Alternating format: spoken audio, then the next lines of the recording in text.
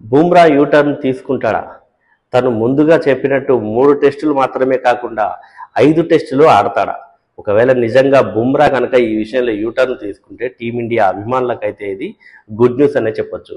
అయితే బుమ్రా యూటర్న్ ఎందుకు తీసుకుంటాడో, అసలు ఏం జరిగింది అని ఆలోచిస్తే, నిన్న జరిగిన మ్యాచ్ అంటే తొలి టెస్ట్ 4th డే రోజు సోనీ నెట్వర్క్లో అంటే యాంకరింగ్ చేస్తున్నటువంటి ఈ ఈ మ్యాచ్కి ఈ మ్యాచ్కి యాంకర్గా ఉన్న సంజనా గణేశన్ బుమ్రాతో ఇంటర్వ్యూ చేసింది.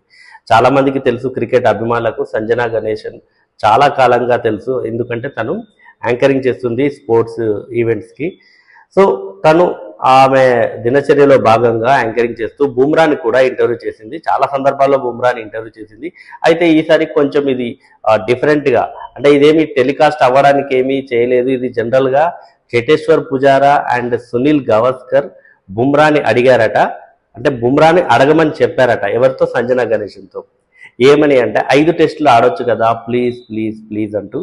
ఇది నేను అడుగుతున్నది కాదు, వాళ్ళ ఇన్ఫర్మేషన్. చేటేశ్వర్ పుజారా అండ్ వాళ్ళు కూడా కామెంటరీ చేస్తున్నారు, పుజారా అండ్ గవాస్కర్.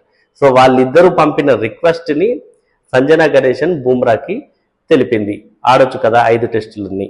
కానీ మరి దానికి బుమ్రా ఇచ్చిన సమాధానం, థ్యాంక్ యూ వెరీ మచ్, ఇది మరోసారి ఈ విషయం గురించి మాట్లాడదాం, ప్రస్తుతానికైతే థ్యాంక్ యూ వెరీ మచ్ అని చాలా క్యూట్గా ఆన్సర్ ఇచ్చి వెళ్ళిపోయాడు బుమ్రా. మరి బుమ్రా 5 టెస్టులు ఆడితే ఎలా ఉంటుంది? బుమ్రా నిజంగానే 5 టెస్టులు ఆడతాడా? టీం అందుకు ఒప్పిస్తుందా? మీరేమనుకుంటున్నారు? బుమ్రా 5 టెస్టులు ఆడతాడని అనుకుంటున్నారా, లేదా 3 టెస్టులే ఆడతాడని అనుకుంటున్నారా? కామెంట్ చేయండి.